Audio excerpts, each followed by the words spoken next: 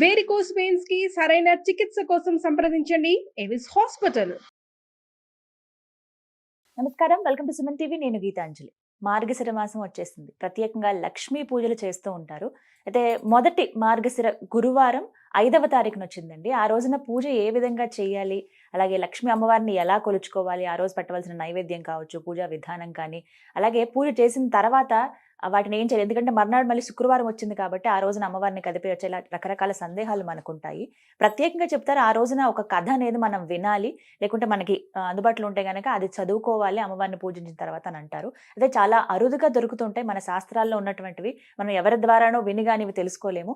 అలాంటి ఒక అరుదైన అతి ముఖ్యమైన కథ లక్ష్మీ అమ్మవారికి సంబంధించి ఈ వీడియోలో మనకి వివరించబోతున్నారు బ్రహ్మశ్రీ నందిభట్ల శ్రీహరి శర్మ గురువు గారు, ప్రముఖ జ్యోతిష్యులు. వారితో మాట్లాడి వివరాలు తెలుసుకుందాం. గురుగారు నమస్కారం అండి. వాగర్థావివ సంపృక్తౌ వాగర్థ ప్రతిపత్తయే జగతః పితరౌ వందే పార్వతీ పరమేశ్వరౌ. సదాశివ సమారంభాం శంకరాచార్య మధ్యమాం అస్మదాచార్య పర్యంతం వందే గురు పరంపరాం. ఆదిత్యాయ చ సోమాయ మంగళాయ బుధాయ చ గురు శుక్ర శనిభ్యశ్చ రాహవే కేతవే నమః. శృంగేరి జగద్గురు పీఠాధిపతులకి, కంచి పీఠాధిపతులకి నమస్కారములు తెలియజేసుకుంటూ కార్యక్రమాన్ని ప్రారంభిద్దాం. మార్గశిర గురువారం మొదటిదండి, అంటే మొత్తం 4 ఈ మాసంలో మనం చూస్తున్నాం గురుగారు. అయితే 5వ తారీఖున మార్గశిర గురువారం, అందులోనూ లక్ష్మీ అమ్మవారిని చాలా చక్కగా పూజ చేసుకుంటూ ఉంటాం. ఆ రోజు విశిష్టత ఏంటో వివరించండి, అలాగే అమ్మవారిని ఏ విధంగా పూజించుకోవాలి. మార్గశిర మాసం మనకు భగవద్గీతలో కూడా విభూతి యోగంలో శ్రీకృష్ణ భగవానులు వారు ఏం చెప్పారంటే, అన్ని మాసాలలోకెల్లా మాసానాం మార్గశీర్షోహం అంటే మార్గశీర్షమే నేను, మార్గశిర మాసము నేను అని చెప్పడం జరిగింది. కాబట్టి ఇక్కడ వీక్షించేటువంటి ప్రేక్షకుల్లో మనకు కార్తీక మాసం శివకేశవులకి, శ్రావణ మాసం లక్ష్మీ అమ్మవారికి ఎలా అయితే మనం ఆరాధనోత్సవాలు, భాద్రపద మాసం పితృదేవతలకి, ఆశ్వీజ మాసం దుర్గా అమ్మవారికి ఏ విధంగానైతే మనం చేసుకున్నామో, ప్రత్యేకించి లక్ష్మీ అమ్మవారి కోసం చెప్పబడినటువంటి వ్రత నియమము ఈ మార్గశిర మాస లక్ష్మీ వార వ్రతం అంటారు. అంటే ఎందుకు గురువారం లక్ష్మీ వారం అంటాం, శుక్రవారం ఎందుకు అనము అనంటే నవగ్రహాలలో ధనకారకుడు గురువు. కాబట్టి అట్టి గురువుకి సంబంధించిన వారం గురువారం రోజున ప్రత్యేకించి లక్ష్మీ యొక్క వారముగా చెప్పబడింది. లక్ష్మీ వార వ్రతం అనేటువంటిది ఈ గురువారం నాడే చెయ్యాలని మనకు శాస్త్ర ప్రమాణము. కాబట్టి ఈ వ్రతాన్ని అందరూ కూడా ఆచరించవచ్చునమ్మా. అయితే ముఖ్యంగా ఈ లక్ష్మీ వార వ్రతాన్ని ఎవరైతే ఆచరిస్తారో వాళ్ళకి సిరి సంపదలకి లోటు ఉండదు. భర్త యొక్క ప్రేమ అనురాగాలు వారికి ఖచ్చితంగా కలుగుతాయి.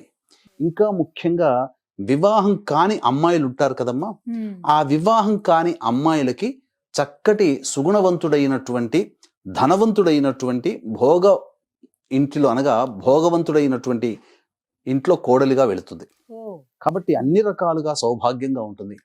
ఈ సంబంధించినటువంటి లక్ష్మీవార వ్రతం విధానం ఎలా చేయాలి అనుకున్నప్పుడు ముఖ్యంగా గురువారం రోజున ఎవరైనా కానీ ఈ స్త్రీమూర్తి చెయ్యాలనుకునేటువంటి కన్య కానీ స్త్రీమూర్తి కానీ పొద్దున్నే 3 గంటల కల్లా బ్రహ్మ ముహూర్త కాలం కల్లా లేవాలి. లేచి చక్కగా ఇల్లంతా కూడాను శుభ్రపరచుకోవాలమ్మా. గోపంచకము, పసుపు, గళ్ళ ఉప్పు మంచినీటిలో వేసి వాటితో ఇల్లంతా కూడా ముందుగా ఇల్లంతా ఉడికేసేసి తరువాత చక్కగా ఆ నీటితో శుభ్రపరచుకోవాలి ఇల్లంతా, పూజా మందిరంతో సహా. ఆ రోజునే చేసుకోవాలండి, ముందు రోజు చేసుకున్నా పర్వాలేదా? ముందు రోజు చేసుకున్నా పర్వాలేదు, కానీ ఆ రోజునే లేచి చేసుకున్నా పర్వాలేదు, ఎటువంటి ఇబ్బంది ఏమీ లేదమ్మా. అయితే ఎలా ఉండాలి అని అంటే, ఆ చేసుకోదలిచినటువంటి కన్య కానీ ఆ గురువార వ్రతం భార్య అయినా కానీ భార్యాభర్తలు అందరూ కూడా సంతోషంగా ఉండాలట. అయ్యో ఎందుకు చేసుకుంటున్నామనే భావన లేకుండా ఉత్సాహంతో నేను అమ్మవారి అనుగ్రహం పొందడం కోసం చేస్తున్నానని చెప్పి ఉత్సాహంతో చేసుకోవాలట. ఎక్కడా కూడా కించిత్ లేశ మాత్రమైనా కానీ బాధపడకూడదట. ఇక తరువాత ఆ స్త్రీమూర్తి లేచిన దారభ్యత ఆ విధంగా ఇల్లు శుభ్రపరచుకొని ముందు రోజు అనగా 5వ తారీఖు గురువారం కదమ్మా, 4వ తారీఖు రోజున ముందు రోజు తలంటి స్నానం చేయాలి. షాంపూలు వాడకుండా కుంకుడుకాయ రసముతో, శీకాకాయ రసముతో స్నానం ఆచరించాలి ఆ స్త్రీమూర్తి. ఇక కేవలం చన్నీటిని మాత్రమే శిరస్సున వేసుకోవాలి. ఓపిక లేని వాళ్ళు వేడి నీటి పెట్టుకోవచ్చు. ఆ విధంగా కేవలం సబ్బు, షాంపూ ఎటువంటిది లేకుండా, తలని పట్టించకుండా కేవలం తలమించి స్నానం ఆచరించేసి చక్కగా పసుపు రాసుకొని ఆ యొక్క పూజా మందిరాన్ని సిద్ధం చేసుకోవాలి. పూజా మందిరం సిద్ధం చేసుకునేటువంటి సందర్భంలో చక్కగా గోడకు పెట్టుకుంటారు కదమ్మా, గోడకి శ్రీకారము స్వస్తికో ఓంకారము రాసి ఒక పీట అనగా అమ్మవారి లక్ష్మీనారాయణుడి యొక్క చిత్రపటం పెట్టుకోవాలి. కేవలం లక్ష్మీ అమ్మవారిని పెట్టకూడదు. వీక్షించేటువంటి ప్రేక్షకులు గమనించాల్సింది ఏంటంటే, ఇక లక్ష్మీ పూజ చేసుకుంటున్నాం కదా అని చెప్పి లక్ష్మీ అమ్మవారిని పెట్టుకుంటారమ్మా. లక్ష్మీ అమ్మవారి కాదు, నారాయణుతో సహమైనటువంటి అనగా నారాయణుతో కూడి ఉన్నటువంటి లక్ష్మీ అమ్మవారి చిత్రపటాన్ని పెట్టుకోవాలి. ఆ చిత్రపటం పెట్టుకొని ముందర కలశం పెట్టుకోగలిగేటువంటి ప్లేస్ ఉన్న పీటని మీరు చేసుకోవాలి. ఒకవేళ పీట లేదనుకున్నప్పుడు మామూలుగా ఒక చక్కటి తెల్లటి చిన్నపాటి మన గుడ్డ పెట్టుకోవచ్చు, చిన్న టవల్ అనేటువంటిది తెల్లది వస్త్రం పెట్టవచ్చు. ఇక ఆ అమ్మవారి ఫోటోకి అలంకారం చేసి పీట పెట్టుకుంటే 8 దిక్కులా కూడా అలంకారం చేసి ఆ పీట అంతా కూడా చక్కగా పసుపుతో అలికి, తర్వాత ఆ పీట మధ్యలో అష్టదళ పద్మం వేసి ఆ యొక్క అష్టదళ పద్మం మీద ఎర్రటి గుడ్డ గాని పసుపు గుడ్డ గాని పరిచి, అప్పుడు కొంత కలశం పెట్టేటువంటి దగ్గర కొంత బియ్యం ఒక వృత్తాకారంలో రౌండ్ షేప్ లో బియ్యాన్ని ఒక రాశిగా పోసి దాని మీద కలశం పెట్టాలి. కలశం పెట్టిన తర్వాత ఆ కలశంలో మీకు దగ్గరలో అందుబాటులో దొరికేటువంటి 5 చెట్ల యొక్క ఆకులను పెట్టవచ్చు. అనగా జామకాయ, సీతాకాయ, మారేడుకాయ ఆకులు ఉంటాయి కదా, కొమ్మలు అవి తీసుకోవచ్చు. లేదా పంచపల్లవాళ్ళు మర్రి, మేడి, జువ్వి, రావి, మోదుగా ఈ 5 వృక్షాలకు సంబంధించిన ఈ అందుబాటులో ఉండేటువంటి వాటినే కానీ ఆ వేసిన తర్వాత అందులో ఆ రాగి చెంబులో, ఎందుకంటే రాగి చెంబే వాడాలమ్మా, రాగి చెంబు లేకపోతే మనం ఇత్తడిది వాడొచ్చు, వెండిది వాడొచ్చు, బంగారం శక్తి ఉంటే బంగారు చెంబు వాడొచ్చు, ఏమీ లేని వాళ్ళు కుండైనా కానీ వాడొచ్చు. చిన్నపాటి ముంత మట్టి చిన్న మట్టితో చేసిన కుండ లాంటిది చిన్నది. ఇక అందులో ఒక పోక చెక్క, వెండిది చిన్న ముక్క, బంగారంది చిన్న ముక్క, ఒక 1/4 గ్రాము కూడా అవసరం లేదు, చిన్న ముక్క అంటే దొరుకుతుంది. బంగారంది, వెండిది, అలాగే పగడము, ముత్యము, వట్టి వేళ్ళు అని దొరుకుతాయి. వట్టి వేళ్ళు, ఒక పోక చెక్క, 1 కానీ 2 కానీ పోక చెక్కలు ఆ కలశంలో వేసి అందులో కొమ్మలు చెప్పబడినటువంటి కొమ్మలు వేసి కలశానికి అలంకరణ చేసి ఆ కలశం మీద ఒక కొబ్బరికాయ పెట్టి ఆ కొబ్బరికాయకి ఎర్రటి వస్త్రము అలంకరణగా పెట్టి ఇక ఆ అమ్మవారి యొక్క పూజ ప్రారంభం చేసుకోవాలి. లక్ష్మీ అమ్మవారి పూజ ప్రారంభం చేసుకునే ముందుగా గణపతి పూజ చేసుకుని గణపతి యొక్క అనుజ్ఞ తీసుకుని, చాలా సంతోషముగా నేను ఈ యొక్క వ్రతాన్ని ఆచరిస్తున్నాను మహానుభావ, నాకు అమ్మవారి యొక్క అనుగ్రహాన్ని ప్రసాదించి విఘ్నేశ అని చెప్పి ఆ విఘ్నేశ్వరుని యొక్క అనుజ్ఞ తీసుకుని లక్ష్మీ అమ్మవారిని షోడశోపచార విధానంగా పూజ చేసుకోవచ్చు. ఈ యొక్క శ్రావణ మాసంలో లక్ష్మీ అమ్మవారి వ్రత విధానం ఎలా ఉంటుందో అదే విధానంగా వ్రత విధానం వైభవ లక్ష్మి కానీ శ్రావణ లక్ష్మి కానీ ఈ విధంగా లక్ష్మీ అమ్మవారి వరలక్ష్మి వ్రత విధానంగా పూజ ఉంటుంది కదా, సంకల్పం చెప్పుకొని ఆ విధానంగా చేసుకోవచ్చు. పూజ చేసుకున్న తర్వాత కథకు వచ్చేసరికి కథ వినాలి. ఇక ఈ కథ చెప్పుకొని తర్వాత అక్షితలు, ఈ విధంగా చేసుకుని ఆ కథ కూడా మనం ఆఖరణ చెప్పుకుందాం. వీక్షించేటువంటి సుమన్ టీవీ ప్రేక్షకులకి ఈ యొక్క కథ ఇప్పుడు ఏదైతే చెప్పబోతున్నానో అలభ్యమైనటువంటి కథ, మీరెక్కడా కూడా అతి అరుదుగా అత్యంత పురాతన గ్రంథము నుంచి మీకు సేకరించి ఇస్తున్నటువంటి కథ అండి. కాబట్టి ఈ కథని మీరు వ్రతం చేసుకునేటప్పుడు ఈ యొక్క వీడియోని దృష్టిలో పెట్టుకొని ఆ కథను అక్కడ పెట్టుకొని మనస్సులో వినండి. ఆ వీడియో పెట్టుకొని తప్పకుండా మీకు ఆ మార్గశిర మాసం అమ్మవారు, ఇది సాక్షాత్తు జరిగింది ద్వాపర యుగంలోనే ఈ యొక్క వృత్తాంతం జరిగిందండి. కాబట్టి లక్ష్మీ అమ్మవారే స్వయంగా నిర్వహించినటువంటి వృత్తాంతం ఇదంతా కూడా. ఎవ్వరు కూడా మిస్ కాకండి. మీకు బయట దొరికిన కథలు వేరు, ఇప్పుడు ఈ విధంగా చెప్పుకునేటువంటి నిజంగా జరిగిన కథ వేరు. కాబట్టి అది ఆశాంతం వినే ప్రయత్నం చేయండి.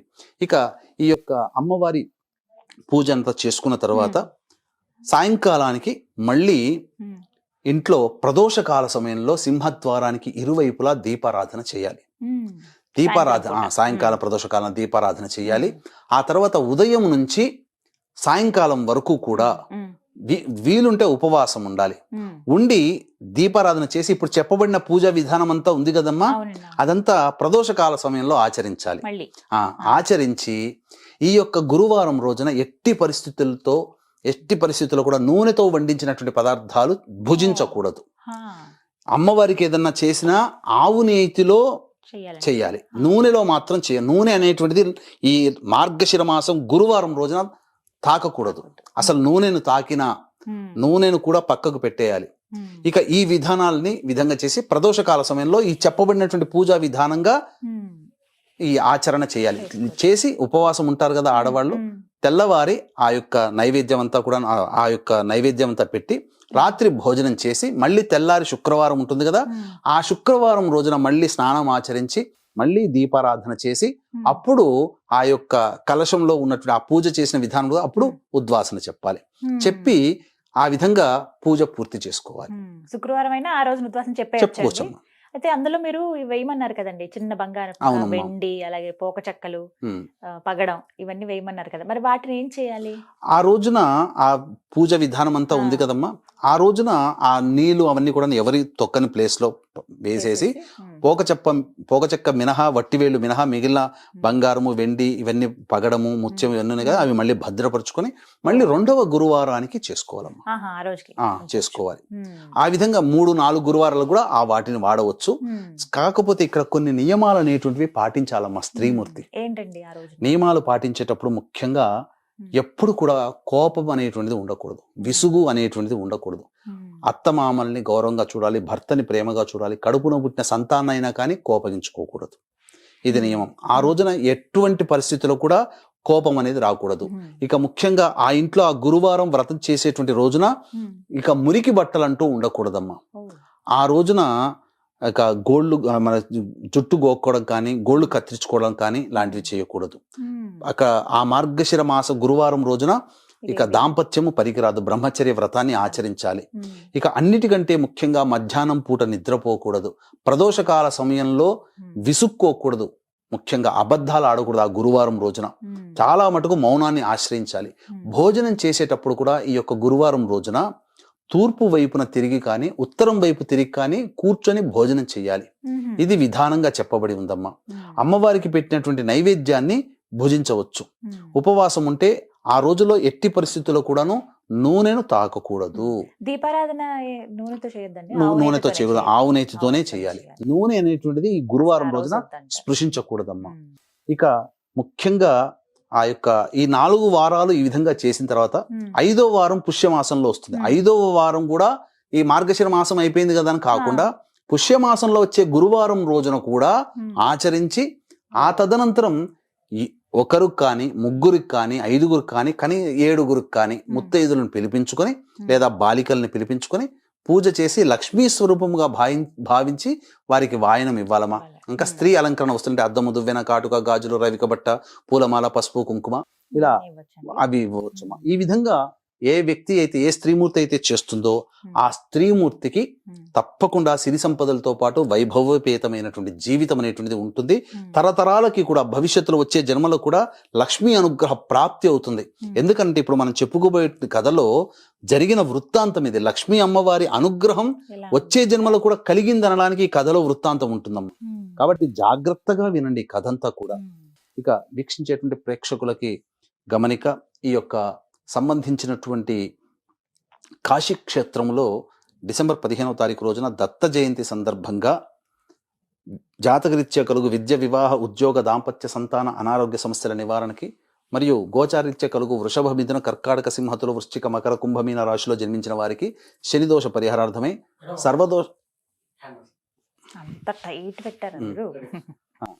గోచారీత్యా కలుగు వృషభ, మిథున, కర్కాటక, సింహతులు, వృశ్చిక, మకర, కుంభమీన రాశిలో జన్మించిన వారికి శనిదోష పరిహారార్థమై సర్వదోష నివారణ పూజలు, హోమాలన్నిటిపై పర్ హెడ్ 1500 రూపాయలకి చేయించడం జరుగుతుంది.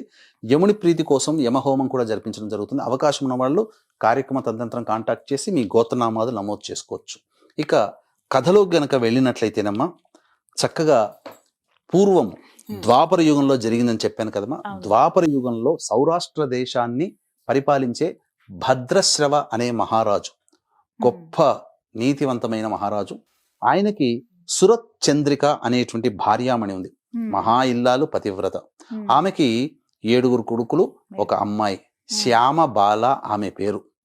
చక్కగా ఈ యొక్క రాజ్యాన్ని పరిపాలిస్తున్న సందర్భంలో ఒకానొక సమయంలో వైకుంఠంలో ఉన్నటువంటి విష్ణు భగవాన్ దగ్గర పాదాలను ఒత్తుతూ ఉన్నటువంటి అమ్మవారు కోరిక కలిగింది, ఈ యొక్క రాష్ట్రంలో, ఈ యొక్క ప్రపంచంలో ఎవరు ఈ మార్గశిర మాసంలో ఆచరిస్తున్నారు, మీకు మార్గశిర మాసం అంటే ఇష్టం కదా, కాబట్టి నన్ను ఎవరు అర్చిస్తున్నారో ఒకసారి అంతా కూడా నేను పరికించి వస్తానని చెప్పి భర్త దగ్గర అనుమతి తీసుకొని ఆ మహాలక్ష్మి భూలోకానికి వచ్చింది. అనేక దేశాలు తిరుగుతూ ఈ సౌరాష్ట్ర దేశం కూడా వచ్చింది.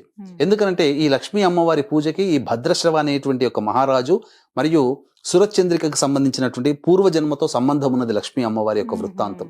కాబట్టి ఆ యొక్క రాజు కోట దగ్గరికి రాగానే దాసదాసీలందరూ అడ్డుకున్నారు, ఎవరమ్మా నువ్వు అని చెప్పి. వృద్ధ స్త్రీ బ్రాహ్మణ వేషంలో వచ్చింది అమ్మవారు.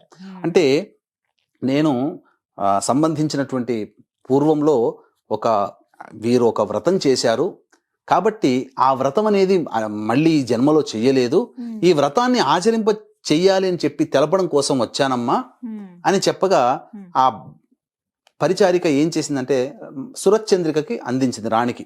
చెప్పగానే ఆమె దగ్గర తీసుకుని వెళ్ళగానే, పూర్వజన్మలో నీవు ఒక వైశ్యురాలివమ్మా, ఒక వైశ్యుడికి భర్తగా ఉన్నావు, కడు దారిద్ర్యముతో బాధపడుతూ ఉన్నప్పుడు అప్పుడు ఈ వ్రతాన్ని ఆచరించమని చెప్పిన తర్వాత ఈ వ్రతాన్ని ఆచరించగానే గొప్పగా వైభవపేతమైన జీవితాన్ని గడిపావు. ఈ వ్రత మహత్యం వల్ల మళ్ళీ ఈ జన్మల్లో మీరిద్దరూ మళ్ళీ భార్యాభర్తలుగా లభించారు, కాబట్టి ఈ యొక్క వ్రతాన్ని ఆచరించమ్మా అని చెప్పగా, నువ్వెవరో మోసగత్తెలాగా ఉన్నావు అని చెప్పి అనుమానపడి కోపగించుకొని ఆమె చేతిలో ఉన్న కర్రని విదిల్చి పంపించి వేసింది, అవమానించి పంపించి వేసింది.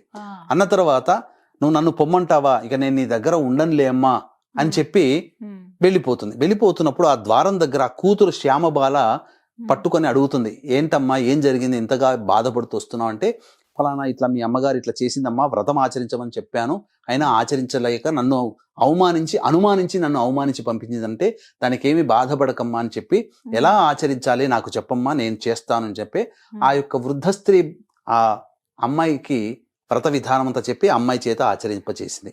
అయితే ఇక్కడ జరిగినటువంటి కథలో ఉన్నటువంటి ట్విస్ట్ ఏంటంటేనమ్మా, ఎప్పుడైతే లక్ష్మీదేవిని అవమానించి పంపిందో ఆమెకి క్రమంగా వైభవపేతన రాజ్యం అంతా కూడాను వైభవం అంతా పోయింది. ఈ శ్యామబాల కూతురు ఉంది కదా, ఆచరించినటువంటి విధానం చేత పక్కన పొరుగు రాజ్యంలో ఉన్నటువంటి, చెప్పాను కదా ఈ వ్రతం ఆచరిస్తే వైభవపేతమైనటువంటి భర్త లభిస్తాడు అని, పక్క రాజ్యంలో గొప్ప సంపన్న కుటుంబంలో ఉన్నటువంటి రాజు యొక్క కొడుకు మూలాధర్, ఆ మూలాధర్కి ఇచ్చి వివాహం చేయడం జరిగింది. ఆమె కన్య వెళ్ళిపోయింది. ఇక ఇక్కడ వీళ్ళకి క్రమంగా పూర్తిగా రాజ్యం అంతా నశించిపోయి బీదరికానికి చేరుకున్నారు. కానీ అక్కడ మాత్రం ఈ వృద్ధ స్త్రీ బ్రాహ్మణ చేసినటువంటి ఉపదేశ ప్రకారము మార్గశిర మాసంలో లక్ష్మీ వ్రతాన్ని ఆచరిస్తున్న కారణం చేత దినదిన ప్రవర్ధమానమవుతూ చక్కగా వైభవపేతమైన జీవితాన్ని సిరి సంపదలతో గడుపుతుంది అమ్మాయి. తర్వాత ఒక రోజున ఈ దారిద్ర్యాన్ని అనుభవిస్తున్నటువంటి భార్యాభర్తలు ఎందువల్ల కలిగింది అని చెప్పి బాధపడుతూ, అయినా మన అల్లుడు చాలా గొప్ప ధనికుడు అయ్యాడు, రాజు అయ్యాడు కదా, మరి మన అమ్మాయి కోడలు అయ్యింది కదా, ఒకసారి వెళ్ళి వాళ్ళ దగ్గర ఉన్నటువంటి వెళ్ళి బంగారాన్ని తీసుకుని వద్దాం, ఏదైనా కొంత ధనం సహాయం చేయమని అన్నప్పుడు చక్కగా ఆ రాజ్యం వెళ్తారు. వెళ్ళిన తర్వాత ఆ రాజ్యంలో ఒక కొలను దగ్గర స్పృహ తప్పి పడిపోతారు. ఆ పరిచారికలు చూసి నీళ్లు చల్లి లేపిన తర్వాత, ఎవరండి మీరు, చూస్తేనేమో రాజులాగా ఉన్నారు కానీ భిక్షగాడిలాగా మీ యొక్క వస్త్రధారణ ఉంది అని అంటే, నేను పలానా అమ్మాయి తండ్రిని అని చెప్పగానే, అయ్యో మా రాణిగారి తండ్రి మీరు అని చెప్పి పరుగున వెళ్ళి ఆ యొక్క శ్యామబాలకి చెప్పడం జరిగింది. చెప్పిన తర్వాత నా తండ్రి ఇంతటి దీనస్థితిలో ఉన్నాడా అని చెప్పి బాధపడుతూ వస్త్రములు, చక్కగా నగలు అన్ని కూడాను రథం ఇచ్చి పంపించింది. ఇంటికి తీసుకురాగానే చక్కగా ఆదరించి కడుపు నిండా భోజనం పెట్టి ఒక బిందె నిండా బంగారము ఇచ్చి తల్లికిమ్మని చెప్పి పంపించింది. వెళ్ళిన తర్వాత అక్కడ గనక చూసుకుంటే ఆ ఇంట్లోపలికి వెళ్ళి ఆ బిందె తీయగానే ఈ యొక్క అమ్మవారిని అవమానించిన కారణం చేత బంగారం కాస్త బొగ్గుగా మారిపోయింది. అయ్యో ఈ విధంగా జరిగింది అని చెప్పేసేసని బాధపడుతున్నారు. అయితే అక్కడ అమ్మాయి వ్రతం చేసుకుంటూ ఉండగా మా అమ్మగారు ఎలా ఉన్నారో ఏంటో అని చెప్పి ఒకసారి చూడడానికని ఆ అమ్మాయి రావడం, వీళ్ళ దీనస్థితిని చూసి తోలుకొని వెళ్ళిపోయింది వాళ్ళ రాజ్యానికి. అమ్మాయిని తల్లిదండ్రులను తీసుకుని వెళ్ళిపోయింది. ఆ వెళ్ళిపోయిన రోజు 3వ గురువారం అయింది, మార్గశిర మాసం. కాబట్టి ఆ తల్లిని కూర్చోబెట్టి, అమ్మా నీవు ఆ రోజున అమ్మవారు వచ్చి స్వయంగా వచ్చి చెప్పినా నువ్వు వినకుండా వచ్చి ఈ విధంగా చేశావు, కాబట్టి నీవు తప్పకుండా ఈ వ్రతాన్ని ఆచరించమా అని చెప్పి దగ్గర కూర్చోబెట్టుకొని ఈ తల్లితోని ఈ వ్రతాన్ని ఆచరింపచేసింది. ఈ వ్రతాన్ని ఆచరింపచేసినటువంటి కారణం చేత, నైవేద్యం తీసుకున్నటువంటి కారణం చేత ఆ యొక్క వైభవపేతమైన కోల్పోయిన రాజ్యం అంతా కూడాను ఆవిడకి, ఆ తల్లిదండ్రులకి ఇద్దరికి తిరిగి వచ్చింది. అంత సంతుష్టులై ఉన్నారు, చాలా ఆనందంగా చక్కగా ఉన్నారు. తర్వాత తన యొక్క తల్లిగారింటికి వెళ్ళి మళ్ళీ 4వ వ్రతాన్ని అక్కడ ఆచరించింది కూతురు. 3వ గురువారం ఏమో తల్లిని తీసుకుని ఆచరించింది. 4వ వ్రతం అక్కడ చేసి 5వ వ్రతం మళ్ళీ ఇంట్లో ఉద్యాపన చేసుకోవాలి కదా. వెళుతూ ఆ ఇంటిలోని కొద్దిగా గళ్ళ ఉప్పుని తీసుకొని వచ్చింది. అంటే లక్ష్మీప్రదం. గళ్ళ ఉప్పు అంటే లక్ష్మీప్రదం కదమ్మా. తర్వాత ఆ విధంగా భర్త భోజనం చేస్తున్నప్పుడు అంత చప్పగా ఉంది ఏంటి పదార్థాలు అని చెప్పి అని అంటుంటే, ఇంట్లోంచి తల్లిగారి ఇంట్లో తీసుకుని వచ్చినటువంటి ఆ యొక్క గళ్ళ ఉప్పుని కొద్దిగా వేయగానే అది పంచభక్ష పరమాన్నమైనటువంటి మంచి షడ్రుచులతో సమానమైనటువంటి భోజనం చేయడం జరిగింది అప్పుడు. ఆ విధంగా ఏంటనంటే లక్ష్మీ అమ్మవారు అంటే ఇక్కడ ఉప్పు అనేది ఎందుకు చెప్పబడిందనంటే, అన్నీ వేసి చూడు నన్ను వేయకుండా వేసి చూడు అని చెప్పి చెప్తుంది ఉప్పు. అంటే ఎంత గొప్పగా వండినా ఉప్పు లేకపోతే ఆ పదార్థానికి రుచి రాదు. కాబట్టి ఉప్పు అంటే లక్ష్మీ స్వరూపం. ఈ వ్రత కథ ద్వారా తెలుసుకోదలసినటువంటి ఏంటంటే, లక్ష్మీ వారి వ్రతాన్ని చక్కగా ఆచరించినటువంటి వాళ్ళకి సిరి సంపదలు చక్కగా వైభవపేతమైన ఆనందకరమైన జీవితం పొందుతారు. ఉప్పు అనేటువంటిది ఎందుకు ఇక్కడ చెప్పబడి ఉందనంటే, అన్ని రుచులలోకెల్లా అనగా ఉప్పే ప్రధానం. కాబట్టి లక్ష్మీ ప్రధానం అనేటువంటి ఒక సంజ్ఞ ఇక్కడ మనం తెలుసుకోవాలి. కాబట్టి ఈ విధంగా వ్రతకథని ఎవరైతే తలుచుకొని ఆ విధంగా చేసిన దార్భ్యత ఇటు అమ్మాయి వైభవపేతన జీవితాన్ని పొందింది, అటు కోల్పోయినటువంటి రాజ్యాన్ని ధనాన్ని కూడాను ఈ యొక్క తల్లిదండ్రులు పొందారు. కాబట్టి ఈ వ్రత విధానాన్ని చక్కగా ఆచరించుకుంటూ ఈ విధంగా చక్కగా నియమాల్ని పాటించండి. చింపిరి జుట్టుతో ఉండకూడదమ్మా. అలాగే పూజ చేసుకునేటప్పుడు స్త్రీమూర్తి ఆఖరణ చాలా మంది జడలు విరబూసుకొని చేస్తారు. కానీ లక్ష్మీ అమ్మవారికి మహా కోపం వస్తుందట. ఆ సమయంలో ఒక ముడిన్నా వేసుకోవాలట, ఆఖరణ కొంగుముడి లాగా వేసుకొని చక్కగా చేసుకొని పూజ చేసుకొని ఉన్నటువంటి స్త్రీమూర్తి లక్ష్మీ అనుగ్రహ ప్రాప్తురాలు అవుతుందని చెప్పడంలో ఏమాత్రం సందేహం లేదు. సందేహం గురుగారు, మీరు నాకు చెప్పేటప్పుడు కన్యలు గాని స్త్రీమూర్తులు ఎవరైనా అన్నారు. వితంతువులు ఈ మార్గశిర గురువారం లక్ష్మీ అమ్మవారిని పూజించుకోవచ్చా, లేకపోతే ప్రత్యేకమైన విధానం ఏమన్నా ఉందా? ఇక్కడ ప్రధానంగా వితంతుల విషయానికి వచ్చేటప్పుడు తులసి చెట్టు దగ్గర కలశం లేకుండా తులసి చెట్టు దగ్గర ఈ యొక్క వ్రతాన్ని కూడాను ఆచరించవచ్చునమ్మా. ఎందుకంటే భవిష్యత్తులో దీర్ఘ సౌమంగళిత కలిగినటువంటి జీవితాన్ని పొందాలి. ఎందుకంటే మనకు కర్మవశాత్తు అవి కొన్ని తగులుతాయమ్మా, జీవితంలో కొన్ని వస్తాయి. అంత మాత్రం చేత చేసుకోకూడదని ఎక్కడ నియమం లేదు. కాకపోతే విధానంలో కలశం అనేటువంటిది పెట్టుకోకుండా తులసి చెట్టు దగ్గర ఈ యొక్క షోడశోపచార విధానంగా చేసుకోవచ్చు, కలశం లేకుండా చేసుకోవచ్చు. ఈ కథ ఏదైతే ఉందో అది వినొచ్చు, ఇదన్నీ వినొచ్చునమ్మా, కథ వినొచ్చు. మిగతా అంతా యథావిధిగా చేసుకోవచ్చు ఆ రోజున. ఇప్పుడు నూనె తగలద్దు అన్నారు కదండి, ఎటువంటి నైవేద్యం పెట్టాలి మరి అమ్మవారికి? ఏదైనా కానీ ఆవు నేతిలో వేయించినటువంటి ఈ యొక్క మొదటి గురువారం రోజున పులగం నైవేద్యంగా పెట్టాలి. పులగం వండేటప్పుడు కూడా ఆవు నేతే ఉండాలి. తాలింపు పెడతాం, ఆవు నేతితో పెట్టాలి. అది తప్పకుండా ఆ యొక్క దీపారాధనలో కూడా ఈ ఆవు నెయ్యినే వాడాలి తప్ప శుద్ధమైన ఆవు నెయ్యి దొరికితే వాడితే అదే మంచిది. లక్ష్మి ఫోటో అన్నారు కాబట్టి లక్ష్మీదేవి విష్ణుమూర్తి ఇద్దరు ఉన్నది తీసుకోవాలమ్మా. లక్ష్మీనారాయణుని మొదలుగా నారాయణుని అర్చించుకొని తర్వాత ఈ విధంగా చేయాలి. తర్వాత ఏంటంటే శుక్రవారం రోజున శ్రవణ నక్షత్రం వస్తుంది.